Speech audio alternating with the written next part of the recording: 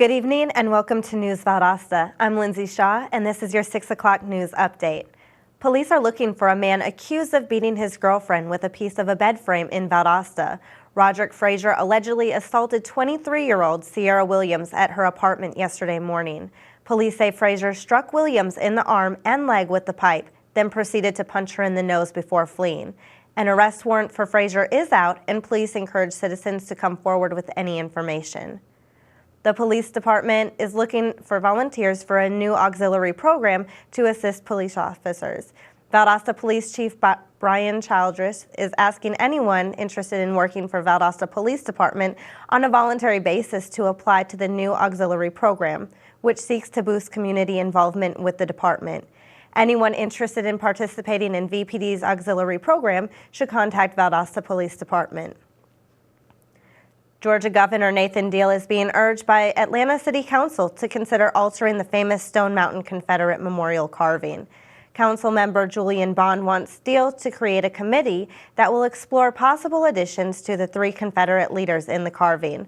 While Bond does not feel the current carvings need to be removed, he does want to see some additional key leaders in Georgia's history added, such as James Oglethorpe, President Jimmy Carter, or Dr.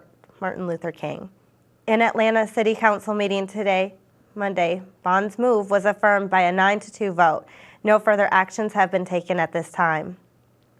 On Monday night, the winners of the Valdosta People's Choice Photo Contest were announced at the Annette Howell Turner Center of the Arts. Community sponsors awarded monetary and gift prizes to honorable mentions. Best in Show and first place winners in categories including Colorful Camellias, Patriotic Valdosta, Spirit Titletown USA, and more. The award winners were announced by Valdosta Mayor John Gale, and the winners included Beth Ford, Susan Davis, and firewoman Carolyn McMillan. Marvin T. Smith won Best in Show for his photo 1 of 100. Valdosta's $1 billion 2040 Transportation Vision Plan is holding its second open house today. From 10 a.m. until 6 p.m., guests can review the plan and its importance for the future Valdosta community. This will take place at the South Georgia Regional Commission on Savannah Avenue. The meeting is open to the public and citizens are encouraged to attend. Valdosta State University will face many changes this upcoming semester. The university is welcoming a new interim president along with other important staff members. With new faculty, there will be many positive impacts to budgets and student life. We go to the studio with News Valdosta reporter Tevin Williams and more on the story. Thanks, Lindsay. After the resignation of VSU's previous president, Dr. McKinney, the university was given a new interim president, Mr. Cecil Staten. Also, Dr. James Archibald was appointed as the new interim vice president of student affairs. With multiple other changes in leadership, I was able to sit down with both Mr. Staten and Dr. Archibald to see what is in store for VSU. Towards the end of the spring semester, Dr. McKinney released a statement about his resignation as the president of Valdosta State University. Although many students were concerned, the Board of Regents quickly named a new interim president, Mr. Cecil Staten. Mr. Staten started his term July 1st and has quickly made changes in leadership and administration in the higher positions of VSU. Well, I think we've already made some changes very quickly in a number of key positions. We have appointed a new interim provost, Dr. Brian Gerber, who was formerly the interim dean of the College of Education.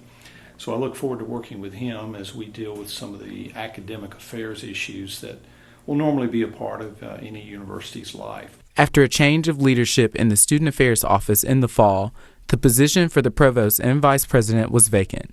Dr. James Archibald was appointed to the interim vice president position and has plans on having a successful and interactive term in the Student Affairs Office.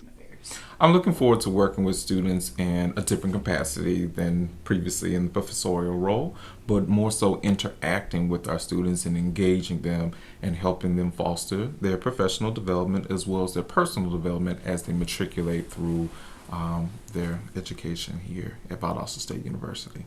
I think you're going to see a lot of changes with the student affairs professionals as far as their frequency of interacting with students. They're going to be out front with the students, engaging in activities, being involved, and so you're really going to get to meet them.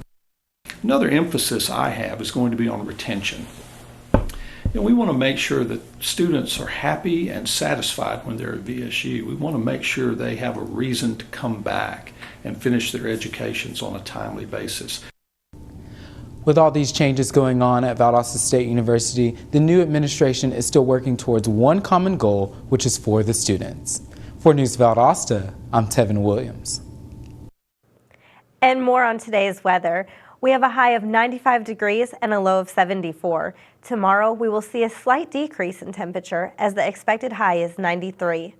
That's all for our program today. For News Valdosta, I'm Lindsay Shaw. Have a great evening, and we will see you tomorrow.